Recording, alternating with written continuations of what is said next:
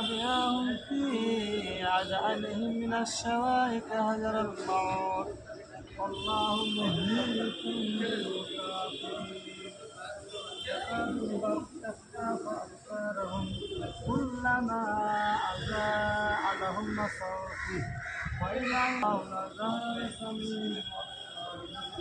إن الله على كل شيء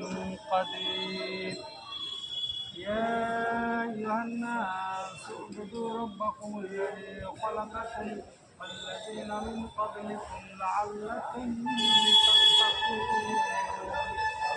الذي جعل الأرض فراشا والسماء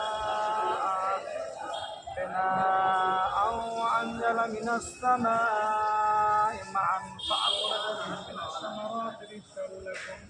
فلا تجعلوا لله أندادا